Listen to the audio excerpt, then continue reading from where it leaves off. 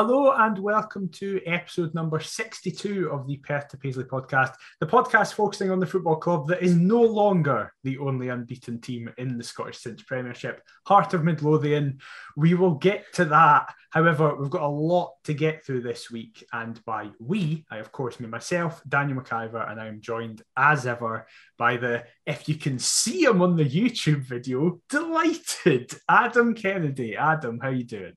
Oh, I'm ecstatic to be here, mate. Yeah, can't wait to gab about the Gorgie, given that now, like you say, the unbeaten streak's over. We've not won in 4 league games. You know, everything was so hunky-dory.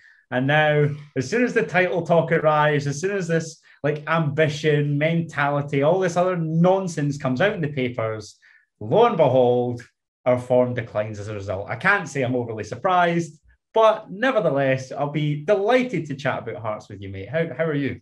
I'm all right. I've got a new laptop arriving tomorrow, so that'll be great. That's the high point of my life currently. But yeah, things with our football team have not went as well as previous episodes. This is probably going to be, for the people who have been here for the long-time listeners, harking back to last season's kind of level of happiness in the podcast.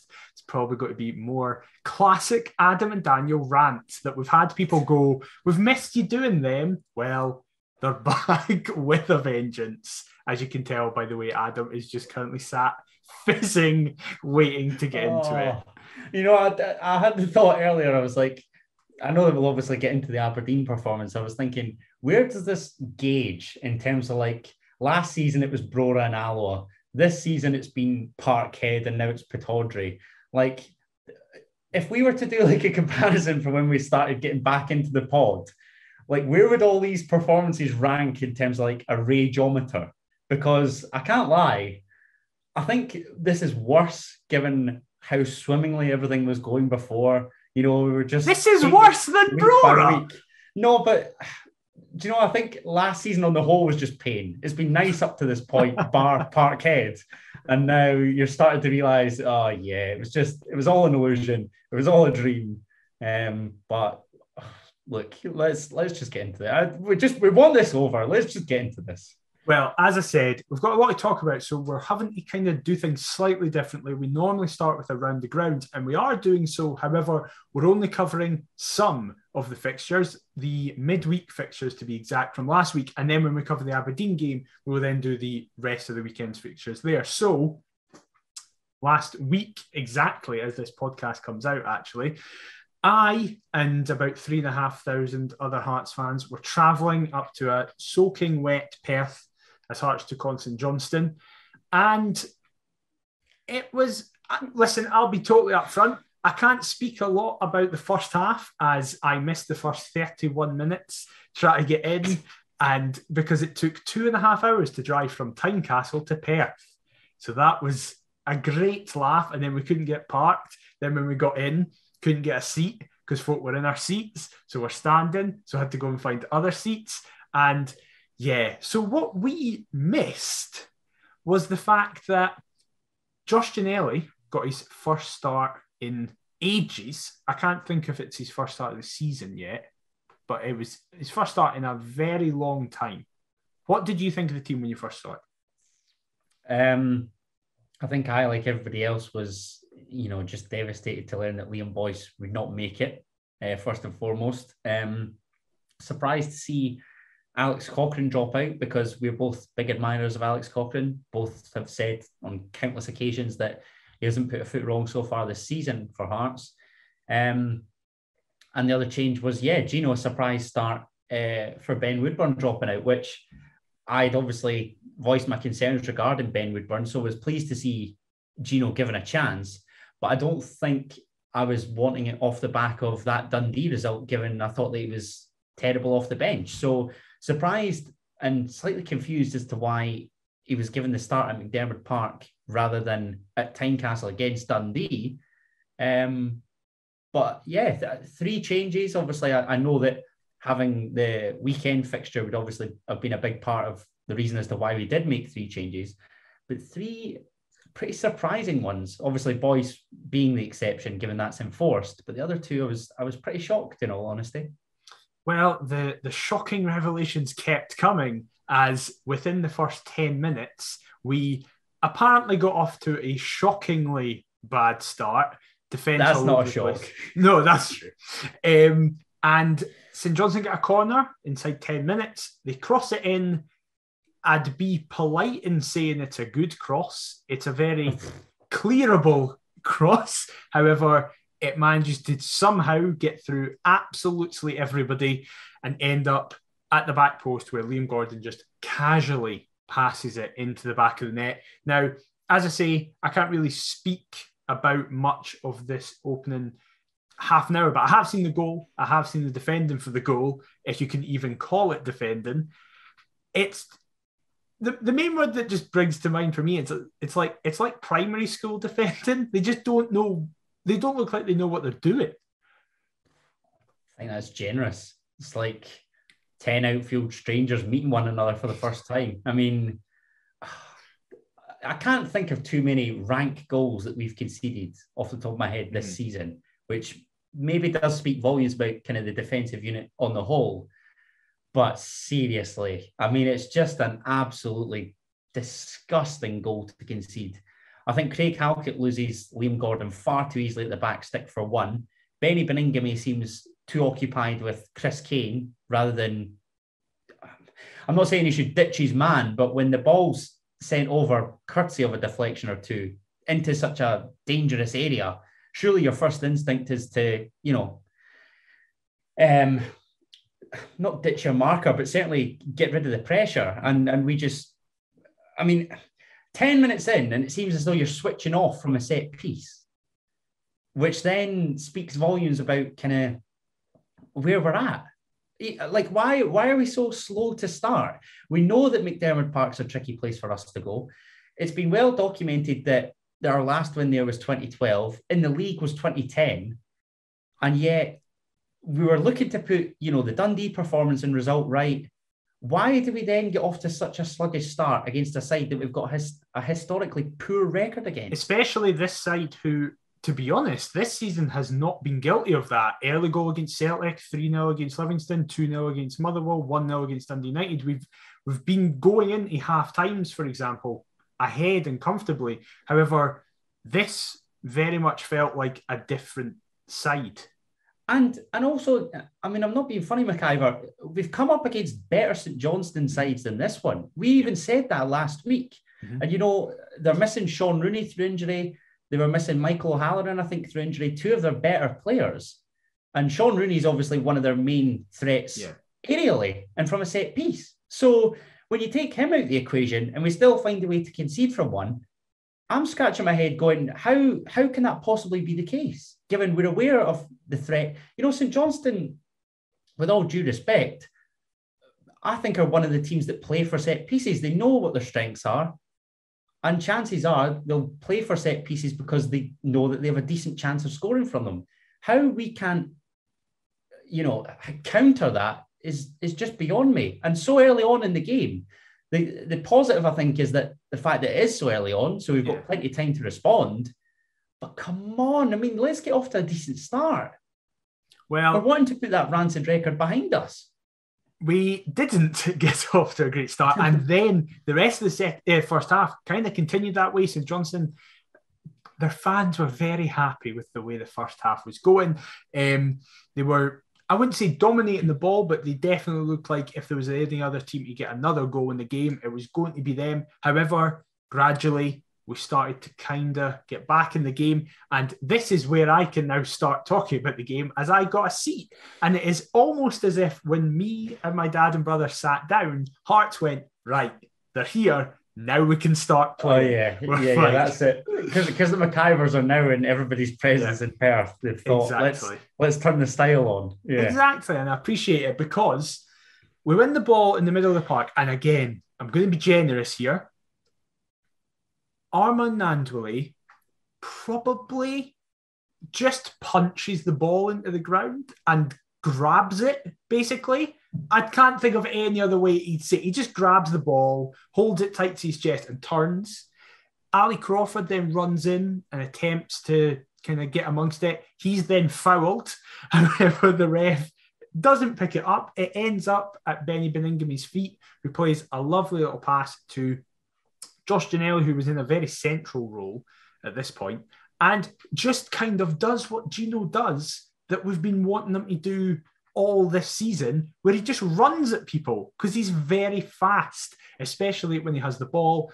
Really nice close contact and a fantastic finish to level it all up. Now, I was obviously driving back home and listening to sports sounds that was going on, and Callum Davidson was being interviewed as we got into the car, and Kenny McIntyre was speaking to him and saying, now Callum, you're kind of famous for being quite reserved, calm on the touchline. However, he was losing his mind at that goal. What did you make of the goal itself, but also the build-up that led to it? I think he's got every right to be incensed, to be honest. Look, I'm not going to kid on like I wouldn't be hauling opponents back for it. I would be rightfully raging. But by the same score, we're at the halfway line. We've still got a lot to do. Benny Benningham, it's an absolutely gorgeous ball. And I'm just dead chuffed for Gino. I think Barry Mackay, who I want to talk about later on as well, has been our best wide player for probably since he signed, actually, to be honest. And yet, Ben Woodburn hasn't really worked so far yet. Gary Mackay-Steven will obviously touch on as well.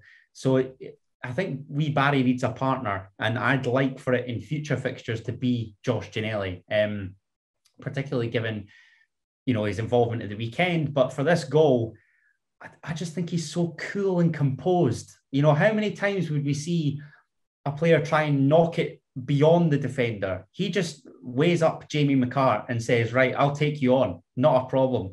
It's like, even though Josh Ginnelly's travelling at speed, it's as though time slows down, given do you know what I mean? He doesn't immediately look to burst past him. He kind of does a couple step overs, looks to take him on, gets the better of him. I actually think he slips when he shoots, which makes the finish even more impressive, given that it flies past Zander Clark in a flash and nestles into that bottom corner. And a great goal at a good time as well, because I think it's then coming up to kind of 5 minutes. Yeah, there was 4 minutes left. Half time. Yeah. So decent that we managed to haul ourselves level, having conceded that disgusting goal from earlier on.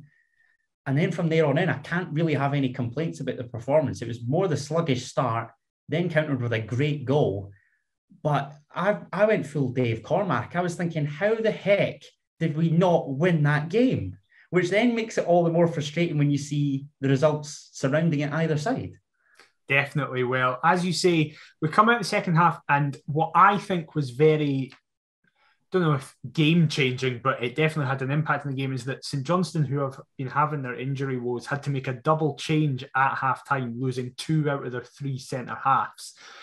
One of the replacements being Effie Ambrose, and I think there was an element of Barry Mackay, especially, who Barry Mackay was playing in a weird position, I felt, for most of that game. He wasn't quite out on the far left. He was far more central, and it seemed to change at half-time. And I think an element of that was the fact that Effie Ambrose was there, and Mackay just started running at Ambrose constantly. And as you said, from then on, we started to dominate a lot more of the ball.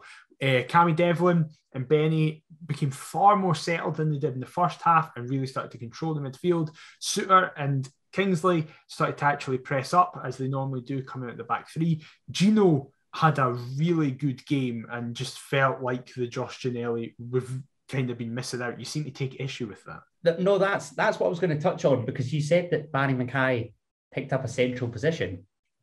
Do you feel as though he and Josh Ginnelly are doing so in order to be more involved in the game? In recent weeks, we seem to be hitting the bylines and crossing, it's been for Boyce predominantly, who isn't the tallest. I know he's decent in the air when he does win it, but I don't know. I feel as though, bizarrely, previously we perhaps should have been coming centrally to support Boyce and going out wide to cross for Nandwile, yet we've seemed to do the opposite. It's like when we've got Nandwile, who's 6'4", 6'5", we decide that we want to be narrow and come short, when surely that's more Liam Boyce's game, and vice versa. We cross for Liam Boyce, who's 5'11", 6 foot, Like, and then we've got Nandule, who's a good 4 or 5 inches taller than he is. So I don't know what the script is there, but yeah, I just feel as though even I've seen a lot this week with regards to kind of criticism surrounding our midfield players not chipping in with goals. And whilst it's a great point to raise, it's definitely something to consider. Is us opting to go that little bit narrower, trying to, combat that? I don't know. It's just something that I've thought of there, just as you said it, because again, even on Saturday, we'll get to it later on, Barry Mackay looked much better when he'd obviously come on and was floating centrally, because previously he hadn't been involved in the game. Definitely. And you mentioned him there, so we'll speak about him now. After the Dundee game, Armand Nandule deservedly got a lot of stick for his performance off the bench. However, I felt personally being there, he was one of our best players on the night. He was involved in pretty much everything. There was one chance that I feel like he probably should score that. He had a header that he just put down the throat of Xander Clark when, if he goes to either side, he probably scores it. But that wasn't the one on half time, was it? Because the one from Halliday's corner I thought was a good header. That was fantastic. And then the rebound, he kind of shunts wide as well. Yeah. I think Armand Nandule had to put in that performance at McDermott. And I agree with you. I think the only thing that was missing from his game was a goal. Yeah. I felt he was a nuisance, but again, it's just need to be that little bit more clinical. But it's not just solely him. I mean, and I would say Xander Clark made 2 unbelievable saves against him. And when you see Xander Clark's exploits at the weekend as well, it's absolutely no surprise. And now he's been rewarded with a spot in the Scotland squad. Obviously not good enough to be the main goalkeeper, because we all know who that is. But yeah, like I say, Nandule, a nuisance, a pest, but just couldn't finish his dinner. And that was the main frustration, I think. Definitely. Overall, though, as you said, because the game, obviously nothing else happened as the game, all the goals were in the first half. I will say one major thing was that Efe Ambrose passed it out of play for a corner, and it was given as a throw-in, and it was the most obvious corner I've ever seen. The whole stand was just like, what do you mean? Literally everybody, no matter who was there and who you were supporting that night, was just totally bemused by that decision. It is one of the most incredible mishaps I think I've ever seen at a Scottish football game, which in itself is no mean feat. Yeah. So how can they get that so embarrassingly wrong? It's insane. It's absolutely insane. However, overall, despite us dropping points and getting another draw at that point, I would personally say that second half, not the opening 30, but from what I saw, what I physically saw, was from the hour that the McIver family were present. Exactly. That's probably the best we've ever played in Perth in my life. And yet we just haven't picked up 3 precious points. Yeah. How annoying is it? Like I say, we've come up against worse St Johnstone teams and come away with draws. And yet I don't know. It's so annoying. I wanted to ask you quickly, because I think the Dundee game first. Oh yeah, it was, because it succeeded Rangers. Yeah. Robbie not being on the touchline, does this have as much of an effect as perhaps we'd initially sort of dismissed? Well, a lot of people are speaking. Or is it just hindsight now that we've said that because of the 2 results that followed? I think if we continued the form we were on, where we won 2 and draw 1, no one's saying that. It doesn't matter. But I think there's an element of people going, well, we've massively dropped off in recent weeks in terms of results. We need something to blame that isn't just Liam Boyce. Without him, we're nothing. We can't admit that to ourselves. Yeah, it's no, it's not just Liam Boyce.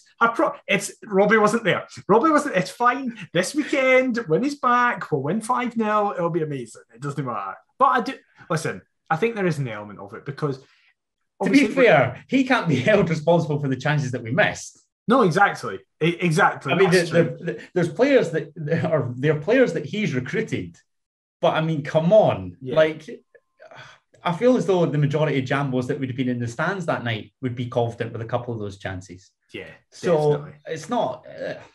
I don't know. Maybe we are just clutching at straws, even as this like sensational start is just on the decline. But honestly, I felt like Dave Cormack just looking at it, just thinking, how in God's name have we come away with just a point? Yeah, it was pretty insane. I will say the biggest highlight of the night for me, I actually forgot to mention this to you, was for the first time ever officially got recognised as Perth to Paisley podcast from Ryan, your mate. That's very disappointing. Ryan who? I can't remember. He didn't say his. I don't think he'll remember it. That's Ryan Letson. Maybe. See, I've seen Letson smashed it many in a way day, and at the Shandon recently for a big game. If Ryan's listening to this, he might not remember meeting me. It'll be Ryan or Ryan. I'll be amazed if he's not with Ali as well, who I've seen you have a couple Twitter interactions with. Potentially. But yeah, he just shouted, "It's Daniel!" and climbed down the seats. Oh, it's very disappointing. This is before we were in a seat. So he was speaking to me. He was telling me about how Stefan Adam was once on a supporters bus. And that was the story. What a boy. So thank you, Ryan, for that. You made, at that point when we were getting beat and I didn't find a seat, that was a great rhyme there. It made the night a wee bit better because it was a laugh and he was very funny. Happy days. I don't think he'll remember it. But yes, as I said, we were changing the systems about. So I didn't speak about the Around the Grounds before the game. I want to touch on it now because it gives a bit more context to what that draw meant for us. So on the night, as we were playing, the biggest shock probably of the season so far definitely was at Dens Park as Ross County just absolutely battered Dundee with what is probably going to be goal of the season by Humbo with his free kick. Oh yes. My God. If that is shown anywhere else in the world, it's still on replay now. Yeah. I mean, what a sensational strike. And, you know, I was wanting to piss my pants at Dundee, but in all seriousness, it just added to the frustration of the previous weekend. So, I mean, it was really amusing. And when I see the goals back and the loud boos, you know, emanating from the stands. I still found it funny. I didn't give a fuck about our dropped points. Who cares? Like, that's funny. But that's objectively funny. It was rather amusing. I can't lie. Hibs continued their downward spiral as they were absolutely battered inside basically 20 minutes by Ange Postecoglou's upwardly mobile Celtic at Easter Road. Thanks for coming, Hibs. Jesus. Yeah, that was not good from Jack Ross's men. It was very, very bad. What do you want me to say? Oh, boo-hoo. I'm devastated. No, get it round though. The game that was probably most important to us was Dundee United dropping points at the Tony Macaroni, starting to kind of turn back into the fortress it was a couple of seasons ago.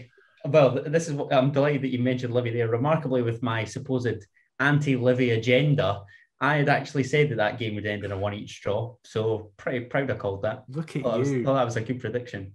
Well, continuing on the draw train, it was Motherwell 2, St Mirren 2, in a very controversial game filled with controversial decisions.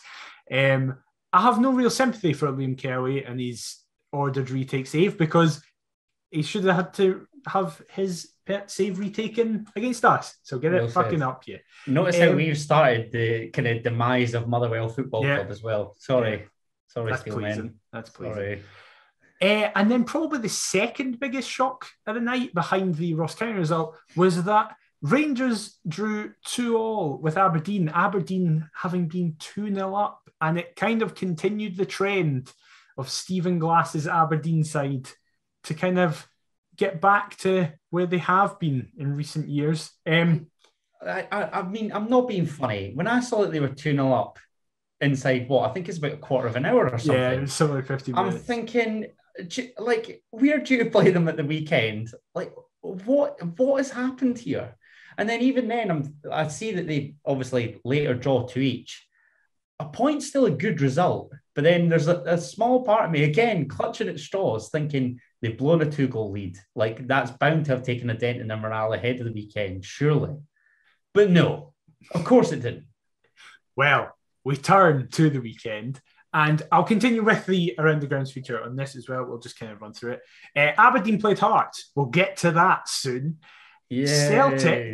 Celtic were halted by their mortal enemy, I think, at this point, Livingston Football Club, as a very controversial penalty in the dying seconds was saved. That meant it was 0-0.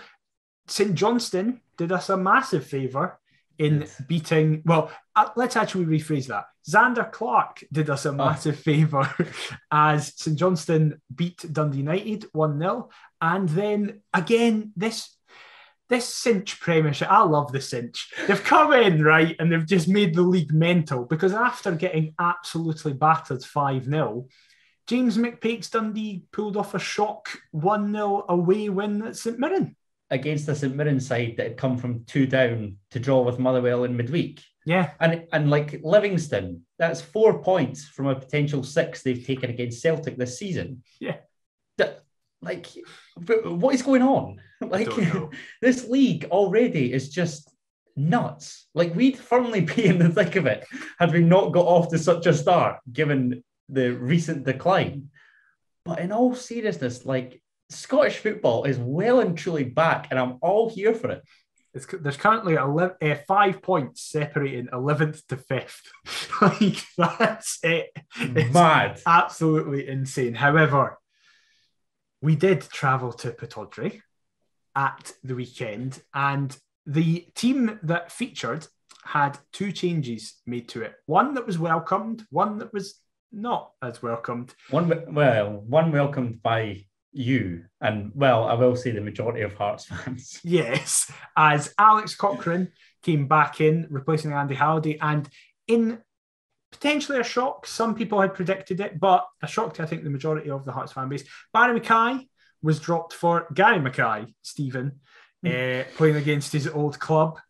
What did you think when you saw the team? Obviously, same formation, same system, just, again, slight personnel change, but what did you think? I was thinking, when is Robbie Neilson going to get off Football Manager and stop being adamant that players playing against their former clubs are going to score? It's a proper Football Manager thing. It's what you do on FM. Exactly. Anybody that's played FM knows that. But why? This does not translate to real life. Gary Mackay-Steven, I'm pretty sure I heard Paul Mitchell say on Sports Scene that it's his first start in 6 games. Now, by that logic, I was thinking, is this his first start since Ben Woodburn's joined the club and has ultimately taken his place? And again, Barry Mackay has been our best wide player for the past 3 weeks, month, I don't know. Why? It just seemed such an out of nowhere change and inexplicable. I don't get the logic whatsoever.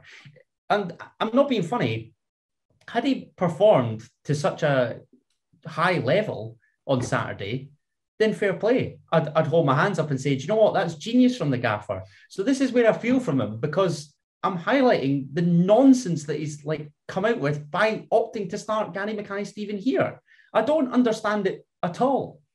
See, I understand it, but I disagree with it. And as soon as I saw it, I was like, this is a gamble that's not worked. Because why did you think? Was it kind of what we were talking about earlier with central areas, and he's offering more support because he's arguably better at kind of roaming in there, or what?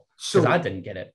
I think this is the situation with our 4 wingers. I think we have 2 partnerships in terms of the way they play. I think Barry Mackay and Josh Ginnelly are very similar.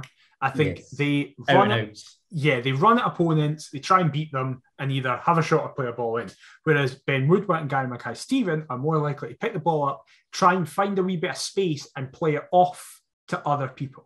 And can play narrowly as well. Yes. So then I'm about to ask, why all the mixing and matching? Like, because who do you think we are? I think he wants to have one of each in a game, which I get, because I think, for example, kind of at the start of last month, we saw it work really well with Mackay and Woodburn. Mackay was the one who was just beating men, bombing forward and putting a ball in, whereas Woodburn was doing really well to pick it up, drag it into the middle and link up with other players, and it was working really well. Now, obviously, the main complaint at that point was that Ben Woodburn hasn't actually contributed with any goals or assists. I don't know if that was playing on Robbie's mind, potentially being like, right, listen, he's doing nice passage to play, he's getting the good areas, but he's not finishing it. GMS is the most similar player to that. If I bring on Gino, it's very much 2 of the same. Now, the argument then comes into it is it a bad thing to have two of the same when the two, if you know what I mean, Barry Mackay and Josh Ginnelly in that situation are actually quite good at it? Is it a bad thing if they're working? I think it's a bad thing if they're having a nightmare game and you go, oh, we're getting the exact same thing out of both these wingers and neither of them are on it. At least if one of them's having a bad game, there's a high chance the other one isn't because they're doing different things. So if Barry Mackay's having an off game because he's sprinting at players, however, he's got Ben Woodburn beside him, the chances are Ben Woodburn's probably having a better game because they're doing different things, or vice versa. If Ben Woodburn can't link up, so therefore it's like mixing the ball about, you just go, right, for the next 5 minutes, just feed it to Barry and he'll just run. Same with Josh Ginnelly. I don't know if that's a personal preference, if people prefer kind of that style of football where it's just all guns blazing or kind of more patient build-up from wingers. I think Robbie wants a bit of both. I personally would have then went with Woodburn and Mackay, or Gino and Woodburn. What would be your preference? This patient passing build-up that, let's be frank, Hearts haven't been accustomed with for numerous years, probably since 1874, or, you know, all guns blazing, all out, because I'm definitely in the latter. Well, I've got to be honest. I think there's a very important adage to this that was mentioned in the article that you referenced earlier about the midfielders. I don't think we need to worry about it. I think we can have the all guns blazing Gino and Barry Mackay because we've got Cammy and Benny who can slow it down, break it up and control the game. See, if we didn't have them or Haring, I'd go, oh, you probably need 1-on-1 or potentially play both the patient ones because whoever would be in midfield, I don't like just an exact like random players. They're not as good. However, we are lucky, and I wish Robbie I think Robbie was doing it at the start of the month, but we've now got Cammy and Benny who are so good that you can afford to just have Barry Mackay and Josh Ginnelly running because Cammy Devlin and Benny will sweep everything up if the team get it and counter. And my concern was previously, sorry, this conversation's frying my head. I can't even keep up with all these names and positions and whatnot. But my annoyance previously was lack of chances. But yet I think the St Johnstone game, we created chances aplenty. And it's one of those nights where on another night, we take a couple. Cool. Yeah. The same cannot be said for Aberdeen, which then makes you wonder, why is that the case? Because I know that Aberdeen have got off to a struggling start, and I've made an absolute mockery of that, as, you know, I'll make the most of it while I can. And now I notice that they're 6 points behind us. I don't know where the hell they've come from. Like, Jesus. But my point is that was going to be the perceived trickier challenge, because I do believe they are better than St Johnstone. Why? I love Cammy and Benny. Don't get it twisted. But again, I just feel that sometimes we don't need both. Right, wait, we'll get to that at the end, because that's a discussion about the game overall. So that we'll get into the game itself as very early on. Sorry, mate. It's been a long day. It's all right. I'm gonna explain myself here. Yes, Mum and Dad, I know are going to be watching. I've been up since 7. There's a lot going on at uni right now, Mum. I'm doing well. I'm trying to arrange interviews and whatnot for projects coming up. So, Dad, no need to worry. Tell Mum that everything's going to be all right. I will get there. I'm struggling a little bit with fatigue, but, you know, bashing out Perth to Paisley because I want that consistent content for the Heart of Midlothian family. And yeah, it's all just getting to me. Like I said to MacGyver before we came on air, everything was going so well. Everything was floating in tandem. Hearts are performing well. Uni's going great. And then a couple busy weeks come. Hearts points just fall off a cliff. And here we are. I'm stressing about everything, but it's going to be fine. Just get us to the weekend and we'll be okay. I'll get there. Nice little PSA there in the middle of the podcast. Sorry, mate. I do apologise. It's fully justified. What isn't fully justified is John Souttar's terrible pass 10 minutes into the game that allowed just Aberdeen to go, oh, here's a chance here. Here's a chance, we're going to take it. However, the wonderful chest of Craig Halkett prevented it from being 1-0 very Was that the Marley Watkins shot? It was the Marley Watkins shot. Very early on. And I think that was initially... Great start. It was a very encouraging start. Warning signs, basically. And that then kind of continued for the majority of the half. Our first shot, as you mentioned to me, came in the 34th minute. 37th. 37th, sorry. Extra 3-minute wait. I'm giving them too much credit. Honestly, 37 minutes in a football match and you don't know for sure. How this pod has been going for 35. Imagine you having a shot in 35 minutes. Just you think about that. Since McIver's introduced this podcast, we wouldn't have had a single shot in the match. That's depressing. That's made you even more depressed than you were when you started listening, aren't you? Look at you now, sat on your public transport of choice or in your house listening. You're now even more depressed. Sorry. Not a single shot in 37 minutes. I was... And it wasn't even a shot on target. It was a shot very well wide by Cammy Deflin. I should specify a shot. Shot. I'm thankful that I bought a ticket and then sold it on. Because had I have had the effort to have gone up there and wait 37 minutes for Hearts to register what was a poor shot in the end, I'd be tearing my hair out. Well, Aberdeen definitely didn't have a shortage of shots. That's a nice wee phrase there. Nice. Because, well, Craig Gordon just continued to be Craig Gordon as Ryan Hedges got through and hit a decent shot, and Gordon just made it look like he wasn't even trying and just kind of got his foot down low to it. Fantastic save where he just immediately popped back up. Is that the one where he tries to go across him and kind of slot? Yeah. Far corner. I mean, I don't know how many times I've got to say it. Where the hell would Hearts be without Craig Gordon? Like last season,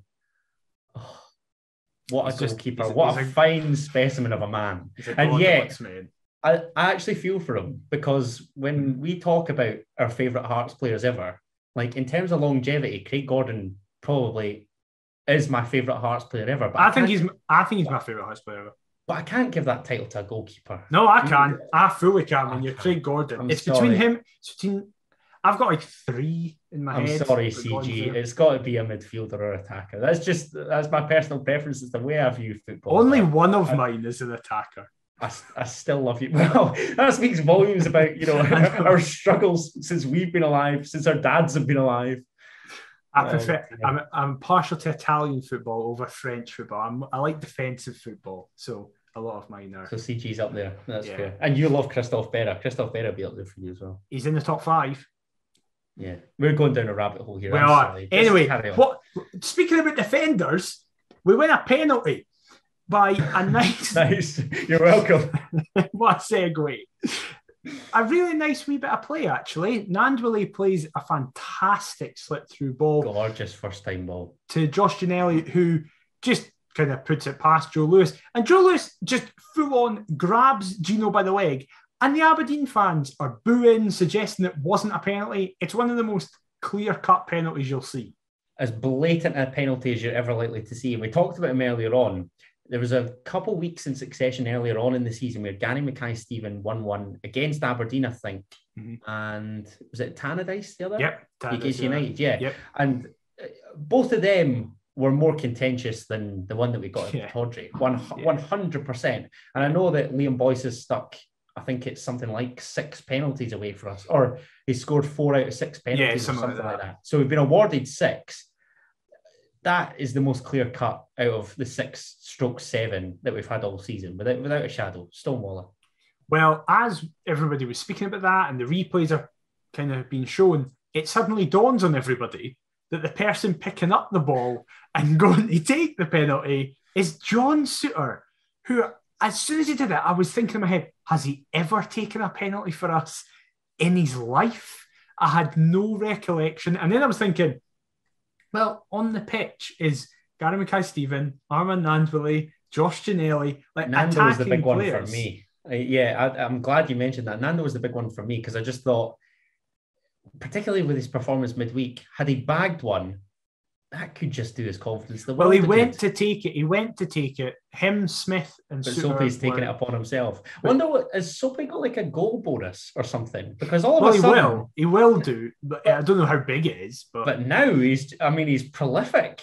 Let's stick him up front. 2 in his last 3. He's the new Craig Halkett. That's what he's been doing. He's been teaching Craig how to defend, and Craig's been teaching him how to score. It's great. It's a great combination, but it's a fantastic penalty. Fantastic it's a brilliant penalty.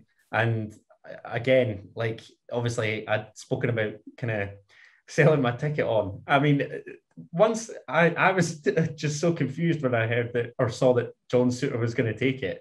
Even watching the highlights back, Robert Borthwick's like, John Souttar's planning to take it. And even he's surprised. Like, everybody, I think, has just gone, when was the last time we had a centre-half that took penalties? Probably your mate Elvis. So yeah, literally.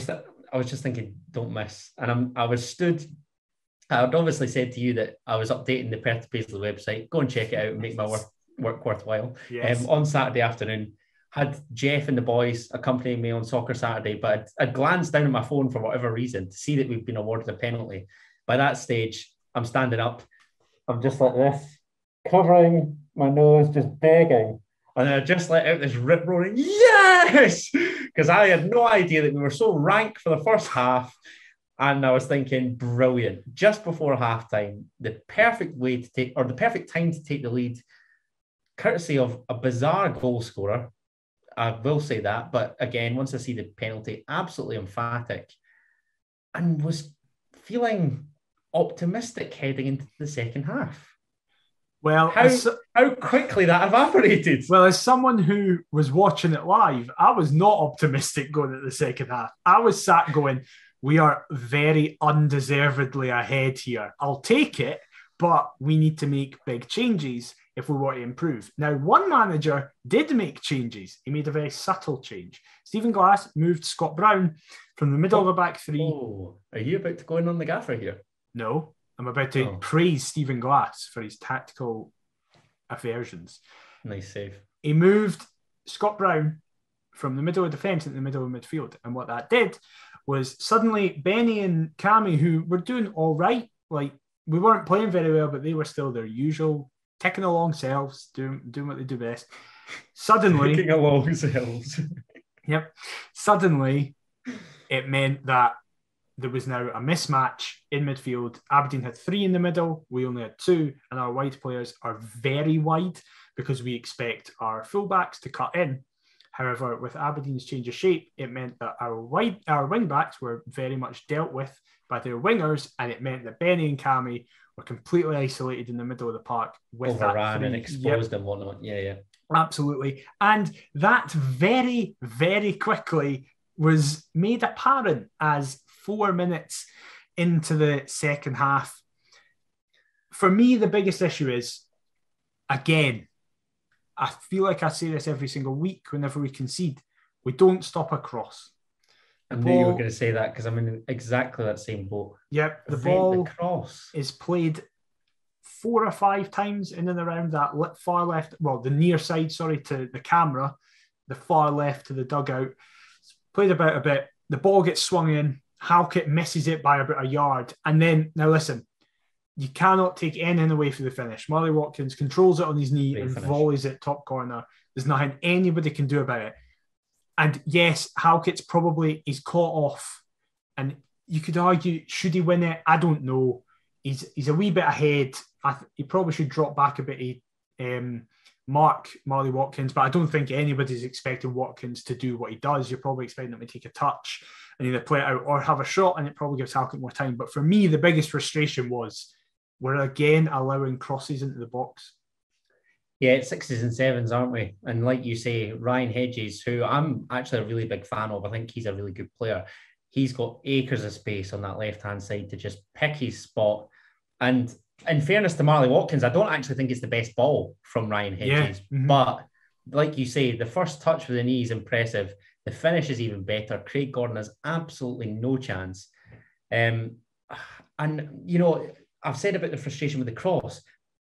Again, because I wasn't keeping track of the updates, my bugbear was the fact that so early into the second half, we've given them that lifeline. You know, had we gone out and created a couple of opportunities early doors where we might have got lucky and we take one, the game's done. We've killed the contest then at 2-0. It's a mountain for Aberdeen to climb. My frustration is them immediately getting back into the game. And then with obviously having that home advantage, I think they're in the ascendancy. By all accounts, we're the dominant team within the game anyway. So then it's only really a matter of time before they try and get more chances and ultimately take one. And that's obviously later how it transpired exactly. So a great goal. We can do more. I take nothing away from the finish because, like we both said, it's a superb strike. But the fact that they were popping it so easily and hedges acres of space. Yep. It's very, very frustrating. What wasn't frustrating is what is the main highlight for me, barring the John Souttar penalty. Again, the attack down the left-hand side. Again, a ball is completely just put into the middle of the box. Christian Ramirez takes it down, takes a touch to get past. A great first touch. It's a fantastic. It kills it in the moment. It kills it and it puts it on a swivel for him to turn and open up his body. Like one decent continuous touch, isn't it? Yep. It just allows him to shift on and And he's about 4 or 5 yards out. And he hits it as hard as he can. He's on balance and just goes, I need to put this as far into the far corner as I can. And just, he makes it look simple, but it's one of the best saves I've ever seen in my life. And it's one of his best saves, which is saying something. I honestly think this is one of his best saves ever. But Craig Gordon gets down, gets a hand to it, and not only gets a hand to it and stops it, but then Ramirez runs in and gets a rebound, or gets a hand to it and pushes it past the post out for a corner. He gets a hand to it and flicks it up and then just catches it. And it's just, you hear in the commentary, Robert Borthwick and Laurie are losing their minds. You see Christian Ramirez's face. He just kind of like blows air out his cheeks because he can't believe it. Afterwards, Stephen Glass said that he's rarely seen a better save than that live. He is, apart from Boyce, he's our best and most crucial player. Couldn't put it any better myself. Run out superlatives for Craig Gordon every week because, like you say, it's genuinely standard for him. That's how good the save is. And he's 38. It's not like he's 27 honestly, doing it. It is a ridiculous save. And I know this is funny because we obviously sold Craig Gordon to Sunderland back in the day for what, 9 mil. Mm-hmm. I genuinely believe he's of a higher value to us now. Yeah. Like, do you know how bonkers that is to say? But it honestly feels so true. Like, that was then a British record for a goalkeeper. And yet, he's come back and he's just as good. Like, he's honestly, he's one of the best goalkeepers in Britain. I don't care what anybody says. There, I've put it out there. Yeah. Unbelievable goalkeeper. Say no more. Well, even Craig Gordon couldn't keep this one out. No, but this isn't his doing. No, of course not. Of course not. Aberdeen get, in fairness, a set piece, which apparently this season in the Scottish League just means you get a goal. Because that was certainly the case in midweek for us as well. Yeah. So 75% of all goals conceded by all teams this season have come from set pieces, which is right. Yeah, Robbie was speaking about it in his post-match interview. He said he can't believe it, and he's saying that other managers have been speaking to each other trying to work out what it is this season. But that must mean that we've got absolutely nothing in the middle of the park for the national team. It's no wonder that all our midfielders for Scotland have gone down south. They're just like, see you later. Yeah, 75% of all goals. What in the top tier? Think about it. Yeah, just in our league, not all throughout Scottish football, but in the top flight. Yeah. So 3 of every 4 goals have come from a set piece. In essence. Yeah. See when you actually break it down. But think about it, right? Our season. Think of Boyce has scored 100 penalties. Souttar's now scored a penalty. Kingsley scored hundreds of free kicks. Even corners. We look actually quite menacing. We've scored the majority of our goals from set pieces. The meme is that Rangers just get penalties. So that's or it was last season. You know it's bad when we've got more than them this season. I just realised that. There's one game I missed out for around the ground. They battered Motherwell 6-1. Great. Who gives a shit? They're probably going to win the week. Who fucking cares? Don't care. But Aberdeen get a set piece. They just swing it into the box, and a completely unmarked Lewis Ferguson heads it home. Now, initially, a lot of people pointed again the blame to Benny, much like they did last week with Jason Cummins. I know what you were going to say, and I totally agree with you, I think. However, I know what you're going to say. When you watch it back, it's actually apparent that Benny is completely blocked off by Brown and someone, I think it's Hedges. Ryan Hedges again, yeah. Scott Brown just shoves Hedges into Beningame, who then loses Lewis Ferguson as a result. It's funny. There was a part of me that was thinking, right, we're recording tonight. I want to speak about how Benny Beningame loses his man in 2 of the last 3 league fixtures now. Mm-hmm. So potentially I'd said about, he or Devlin, I was leaning more towards the greatest footballer that I've ever seen being dropped. Yes, that is a ridiculous statement, but we're going to roll with it. But I genuinely don't think this is Benny's fault. I just think, and I can't believe I'm about to usher these words, I genuinely believe that it's Scott Brown's intelligence that creates that goal. Yeah, of course it is. So I will say, though, I can't fault my Congolese king there. I don't think you can fault Benny, but you can fault, well, to an extent, but you can fault the rest of the side, because it doesn't matter. If Ferguson's then running into the box, there are players who don't have a man who can drift across. It's an emphatic header as well, to be fair. It is. Lewis Ferguson is very good at that. Like, you've seen that even in the early stages of his Aberdeen career. I remember, was it the Betfred Cup semi where he scores against Rangers, coming on to one and nods it past then, would it be McGregor? Just, again, a disappointing goal to concede. But I'm sick and tired of us conceding set pieces. I know there's that mental stat, right? And it does seem that most teams have an issue with that this season. That's got me dreading the weekend, because I'm just thinking Charlie Mulgrew, Ryan Edwards. Oh, God. I don't know. They'll probably chuck in Callum Butcher or somebody like that. Yeah. Oh, Jesus. Oh, look. There's more that we can do for both those goals. Yep. In the same way that the St Johnstone goal is so easily preventable as well. Definitely. But when you couple that with not really doing enough offensively either. Well, this is what I wanted to get to, because up until this point, I was disappointed with the performance, right? I was like, we haven't done a lot, but come on, right. We're 2-1 down, but there's still 22 minutes left to play, 25 if you include stoppages. Right, there's still time. What then followed, I tweeted, was the worst performance. Not the worst performance. It reminded me of a performance like the 1920 season. The tweet I said was, "This is like the 1920 season. It's that level of shite." Craig Fowler. That would take some doing, let me tell you. Jesus. It was that bad. It's one of the worst performances I've seen since Nielsen came back in. It's not the worst. There are 2 very glaring omissions, which proudly take. I would say Alloa and Brora are the 2 worst performances. Interesting that you've placed Alloa above Parkhead. No. Oh yeah, because I don't expect anything from Parkhead. I expect us to batter Alloa. That first half was like nothing I'd ever seen. Yeah, but with the Parkheaders, it's like, I expect us to get. This has definitely been the worst league performance. Yes, since he's come back, and that's again, I was actually playing an old Perth to Paisley the other day where we drew 0-0 up at Gayfield. I think it was either 0. Yeah, it was. Yeah, we drew. It was the week before Brora. It was the game before Brora. Yeah, and I'd voiced my concerns then about how bad, just terrible, but just absolutely awful. And this bipolar behaviour cannot continue.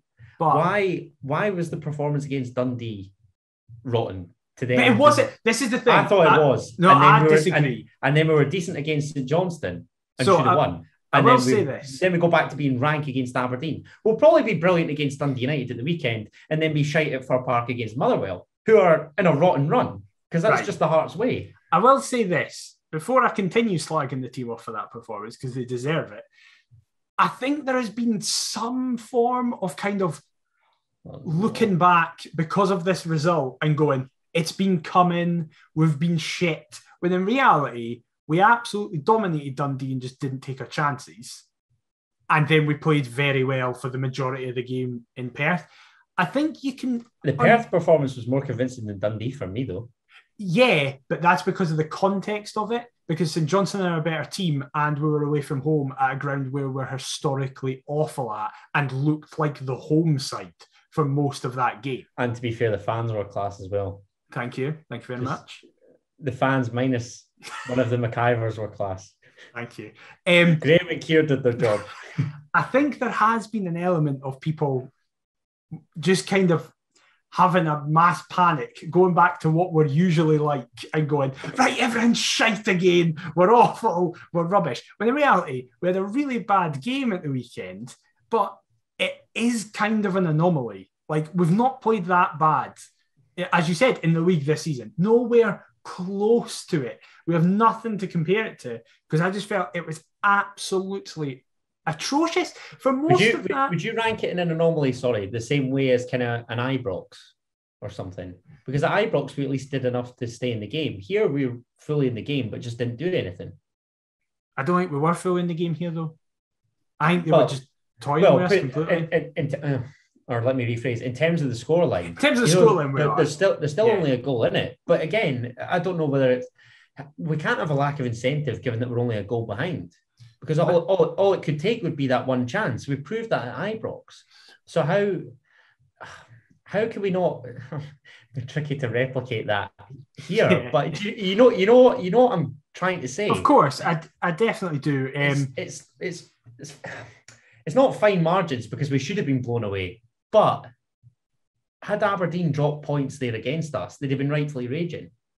We just didn't have enough about us to gain anything. I always felt in the Rangers game we were playing all right. It was especially in the last half an hour. It was like, we look like we can get something. Last half hour we were good. For the first 45 minutes we were. Whereas for this 90 minutes we were absolutely atrocious.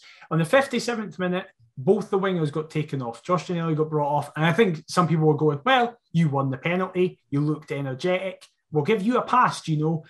Nah, it's fine.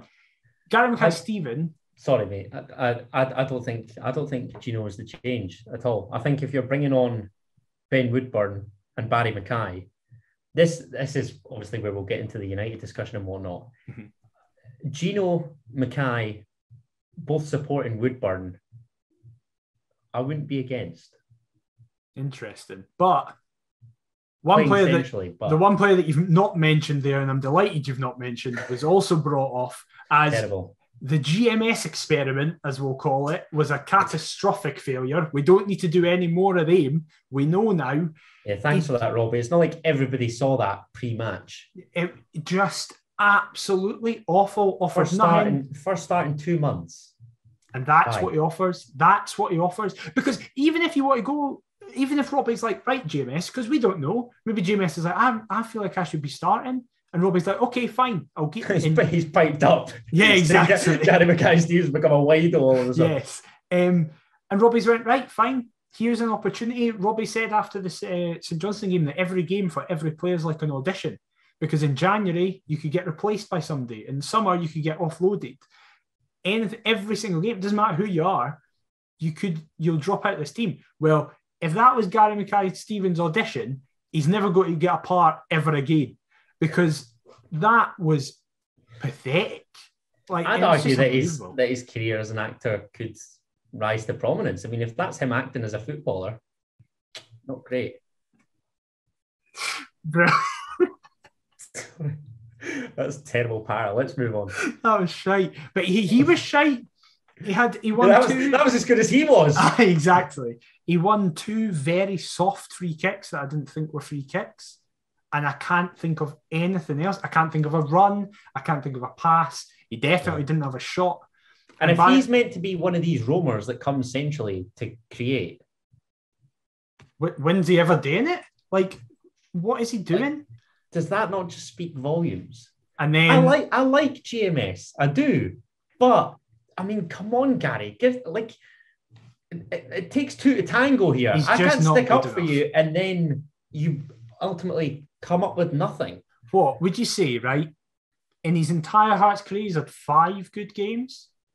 4 of them being the last 4 of the Championship and the Celtic opener. What else has he done in like 25 games? Why do you think? I mean, I said about the Celtic opener that I thought he was decent, but even now I'm starting. No, but that's what I'm saying. Yeah, include that. But now I'm starting to think that that's a generous inclusion. It might be. I'm probably just thinking because he scored. I can't think of what else he did apart from score, but that's quite a big thing considering we won 2-1. So I'll give him a pass for that. What else apart from like against like Inverness and Wraith? I just think back to his sitters. The Dundee one sticks out. Even Dundee tiny when he hits the post, he should score. Yeah. Well, it's just not working. We, much like GMS, did nothing for the remainder of the game. And then we're going to get on to a man that I've deliberately not mentioned this entire podcast because... Here you go. Time to get your popcorn prepared. Right. No, I'm not going to, because I have no energy to. Because... It's apathy now. It's complete and utter apathy. Why is Andy Halliday a Hearts player? I notice now as we're... or on the night of recording, that he's not in the Open Goal studio as this pod comes out. It's Kenny Miller, Big Kev, Slaney and Sai, I believe. I was also listening to Talk Scottish Football before we came on air, and one of my co-hosts, Div, was about to dig you up for your Andy Halliday slander. He's a big Rangers man, but you're not having him, are you? Well, I cannot be arsed with people. So I sent a comical tweet that I'm somewhat known to do. On the way up to Perth, when Andy Halliday was announced, I was like, I'm travelling to Perth in the pissing rain to watch Andy Halliday play football. I'm going home. That did make me laugh, to be fair. And this is the thing. Just because of your resent and hatred for Halliday. The majority of people got that I'm obviously not being serious. I'm not going to go, right, I've paid for my ticket. I'm halfway there. I've seen Andy Halliday's played. I'm going home. I'm that defiant. Obviously, I'm just having a laugh. Certain individuals got annoyed. Apparently we should support our players. Apparently me saying that means I'm not supporting the team. So and I was like, right, listen, fine. I thought he was rubbish against St Johnstone. He offered nothing. We had a free kick with 20 minutes left, and it took ages. Gino got halved. Cammy Devlin was fighting 9 guys. Not even his corner for Nandwile's header that we spoke about earlier, no? No, I don't think it's... I think it's just a corner. Like, it's not like an amazing ball. It's just... It's what I expect. It's probably a better header than what you'd expect. It's a level of cross I expect from a professional footballer. Like... It's not an achievement to be able to beat the first man, which in fairness, none of our players can do. But, I was going to say, we've made that look like an impossible challenge for the best part of a decade. But it's like, listen, so many people gave me grief on Wednesday night for calling out Halliday, being like, he wasn't as bad as people are making out. He's never as bad. You only get annoyed because you don't like that he's a Rangers fan. When in reality, couldn't give a fuck. I don't care, right? If every one of our players are Hibs season ticket holders, see if they play well. I don't care. I do not care. GMS, who does GMS support?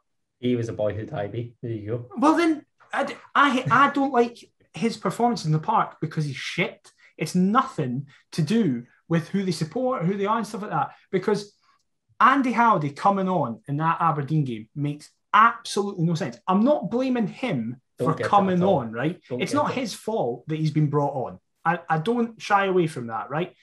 Peter Haring is sat there. He's literally on the same bench. So if you're wanting to go, right, we need to change the game, but I want to bring on somebody to shoot it, you bring on Peter Haring. If you're going, well, we're 2-1 down here, we need to change the game, you bring on Aaron McInnes. You don't bring on Andy Halliday in either situation because you've got better alternatives on the bench. Then he plays. I need to get the exact time he came on because this start blew me. I knew it was bad. He came on in the 72nd minute. He touched the ball 0 times in 19 minutes. He didn't have a touch. Imagine as an Impact sub with 20 minutes to go, you don't make a single touch of the ball. And then get absolutely stupidly sent off. Now, whether or not people agree it's a red card, I know that. So I think it is, personally. You think it isn't. I've seen people, for example, friend of the podcast, Andrew Petrie, he thinks it's a red card, whereas Laurie Dunsire, also friend of the podcast, doesn't think it's a red card, right? It's a strong yellow. I personally think it's a red, but what I feel like people have kind of missed the point of it is that he's allowing Kevin Clancy to make that decision. Why in the 89th minute are you making that type of challenge? What are you doing? When you're trying to chase the game. Yeah, what are you doing? Well. So for me... I'd get it if we were 3-0 down, the game's done, and you're lashing out with frustration. We said the same about Ben Woodward's elbow against Dundee on the last pod. Yeah. You know, these challenges at pivotal moments in matches are inexcusable. And ultimately, we got away with one against Dundee, but it's evened itself out because the Halliday sending off, I don't think it is, but look... I guess the referee has deemed it by the letter of the law that supposedly it is a red card. Just genuinely, and this sounds like I'm being patronising stuff, but I genuinely want to know if you have an answer to this, if people have an answer to this. What does Andy Halliday offer us that the people he is in competition with don't? So he's in competition for left wing back and centre mid. Oh. So Benny and Cammy are obviously the starters in the middle, and Alex Cochrane's obviously the starter in the left wing back, right? But if there is discussion, if you're going, we want to mix it up with, what does he offer that Aaron McEneff doesn't, that Peter Haring doesn't, and that Kingsley or Cochrane doesn't? I said, I can't remember whether it was on here or on Since I Was Young.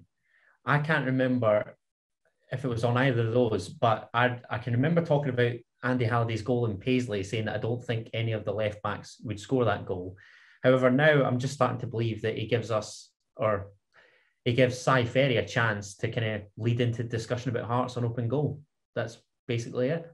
Because this is I don't want this to renew his contract come the end of the season. I was happy with the signing for the Seaside League because I believe that he'd do a job. Okay, I don't even think that he really did. He didn't. If I'm honest, so. By all means, okay, that's the bonus of us agreeing a 2-year deal because ultimately we've put up with him in the Premiership for a year. Cool, we'll bring in somebody else. That's fine by me. Had it have been any longer than a 2-year deal, I wouldn't have okayed the signing. But that's fine. Get us up, consolidate us. See you later. And that's what it's going to prove to be because I don't see any justification for wanting to keep him beyond the expiry of his Hearts deal. I think we would be in the exact same position as we are with the exact same set of results and performances from the start of the Nielsen campaign if Andy Halliday never featured. In the start of his tenure back? Yeah. I just don't think he's ever been a game changer for us. Anything he's done, I said at that time, that St Mirren goal, I think all our left backs score that goal. I think Kingsley and Cochrane both score it. Sure. I personally think they do. I think other players who are in that position would score that. I am so on the same boat as you. I hope we don't renew his deal. I hope he doesn't play for us again, personally, because I just don't see, because in every position I'd rather play somebody else. I'd rather play Benny, Cammy, Haring, Aaron McEneff, Scott McGill, Finlay Pollock. I'd rather play all of them in the middle of the park ahead of him. And he's currently third choice left wing back, and the only time I play him is if we had an injury. But I'd like in January for us to get a third choice left wing back or get a youngster from the academy to be in that position. Interesting. Any Hearts youngsters listening in? Now's your chance. Get involved. But yeah, that Andy Halliday red card brought an end to easily the worst performance of the season. Thank Christ. Our first loss of the season as well. And it leads us now to this weekend's game against Dundee United. Sorry, just before we dive into the United game, mate. Yes. I did see a couple tweets, which I thought was a brilliant point about now that the first loss has arrived, hopefully this isn't something that we're clinging on to. This has seemed to be more of a hindrance than a help in reality, I think. I think because everybody views Hearts as the unbeaten team, or previously as the unbeaten team in the division, they're kind of the team to beat, and that, you know, we're in fine form, so morale will be high. When I don't want to say we're papering over cracks, because that's incredibly harsh, but you just feel as though it sometimes became an unnecessary burden. Do you think that's fair? I think it's maybe a wee bit hard. I'd always rather it be unbeaten than not. Like if we look, of course, but I think with the amount of draws that we picked, I know what you mean. It's somewhat misleading. Yeah, I definitely get the general point of it.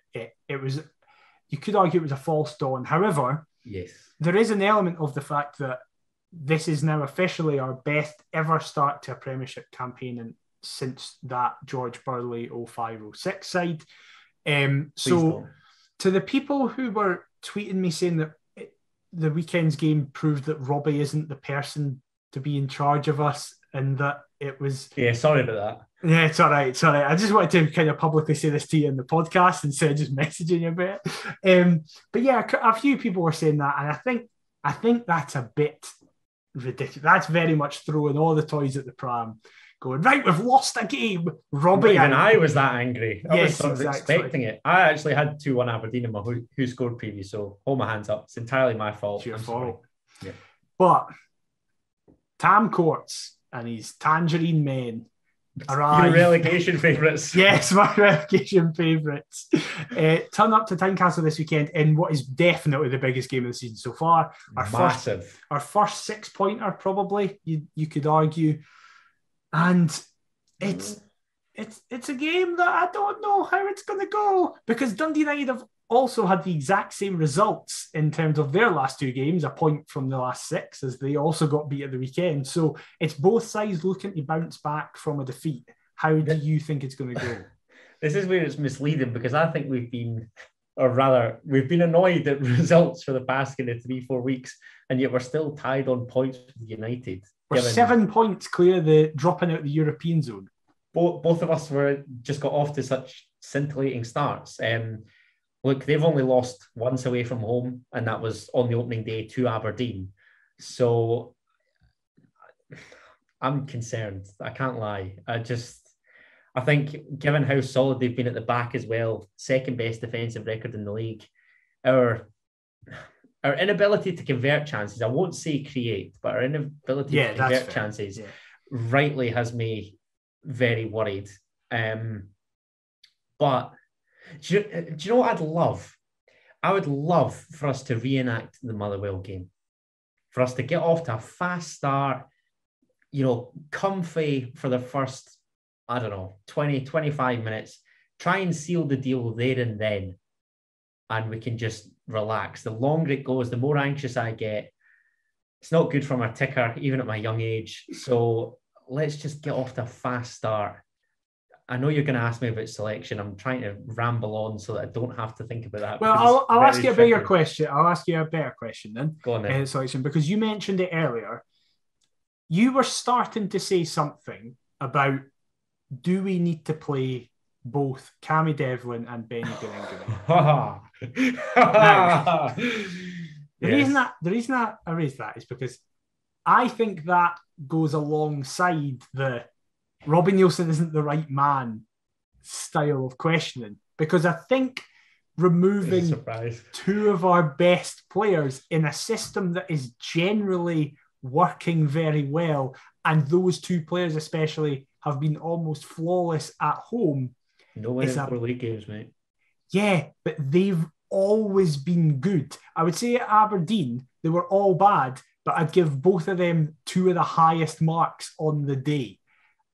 Are we giving marks on the day? Jesus. But you know what I mean? Like Craig Gordon gets the highest mark. Craig Gordon was our man of the match. Craig Gordon gets the rest of the team's combined total. Yes. And then I'd say our 2 then best players were Cammy and Benny. Even though they weren't very good, I still think it says so much about them. I'm not sure I'm having that. I'm just nervous. I'm really looking forward to this game, which makes me want to reenact the Motherwell match.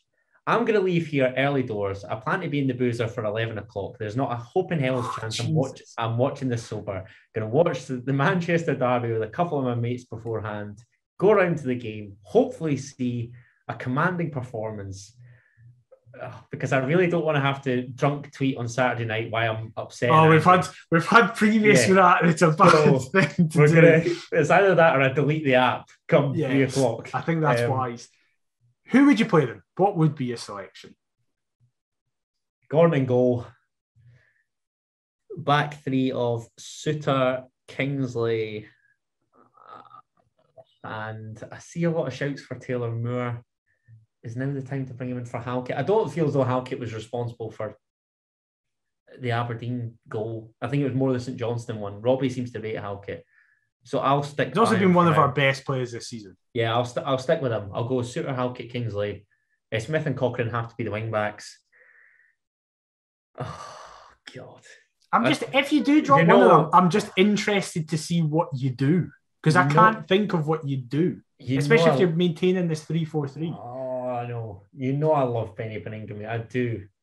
I like that you're dropping him, because my best mate is undroppable now. I just think Benny could do with a little take out the team, given the set piece goals seem to be pinned on him. I don't feel as though there is justification for the Aberdeen one, because, like I say, it's more Brown's intelligence. And I was starting to think about this. I was thinking, we've ranted and raved about how Benny Benningham is at Hearts, and we accept that great players aren't at Hearts for long. So then I was wondering, what's the catch? Because we haven't seen anything up to this point. And I was like, that would be harsh to suggest that kind of him defending set pieces would be. I'll go Cammy Devlin. If you say Andy Halliday, I'm going to throttle you through the Zoom. And I was tempted to say Jamie Walker, but I'll go Aaron McInniff. Interesting. What's your front three? Mackay, Ginnelly, and Woodburn with Nandwilly off the bench. Interesting. But he's not going to go for that, so I don't know why I've said that. But no, but it's what you would pick. But that's what I would opt for. I just think when you're up against Charlie Mulgrew and Ryan Edwards, two of them tall, solid, we want to be in and around them, trying to take advantage of, I don't know, even just Ginnelly's pace, Barry Mackay kind of drifting in centrally, receiving the ball, slipping Ben Woodburn in, needs that goal to get off the mark. It all seems to make sense for me, but that's just my personal opinion. I would go with Gordon, Kingsley, Halkett, Suter, Smith, Cochrane, Benny, Cammy, Gino, Mackay, Nandwilly, because Nandwilly's last goal in the week came against Dundee United. Oh, of course. And that was off the bench, mind you. It was off the bench, in fairness. Gino's assist was also off the bench in that game as well. Sure. So hopefully he just hates Dundee United and loves scoring against them. But it's going to be interesting, regardless of what they play. I'd like to see if we're... No, I was about to say if we're having a bit of trouble, but I'd like to see him at any part. I'd like to see Aaron McInniff feature in some way, off the bench, whatever.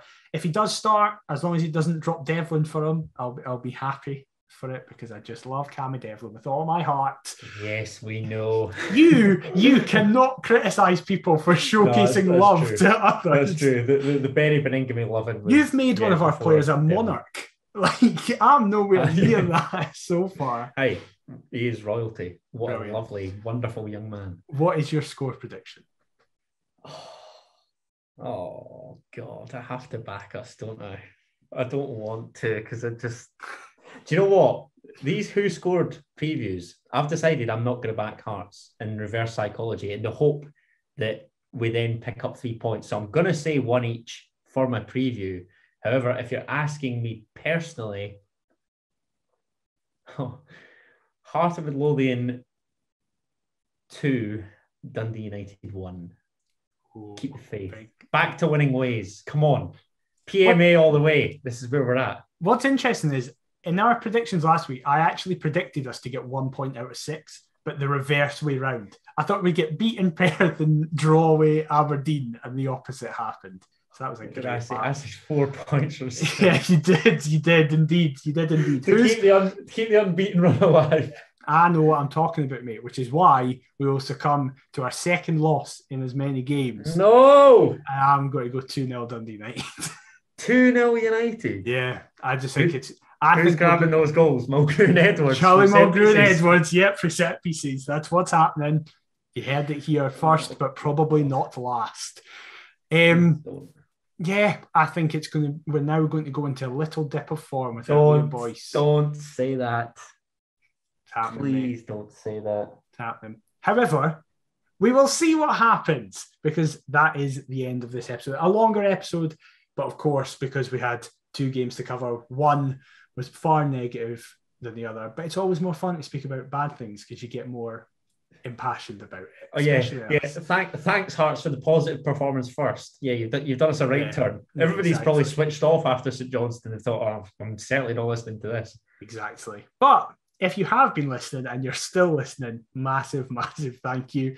We are, of course, the Perth to Paisley podcast. You can get us on all the socials at Perth to Paisley. It's below us on the YouTube version, but also there for the audio listeners. Also, if you are listening to us on just a podcast platform, please leave a review on whatever podcast platform that is. It massively helps us out. However, if you're watching us on YouTube, please leave a like, comment, and subscribe. It's massively helpful to us.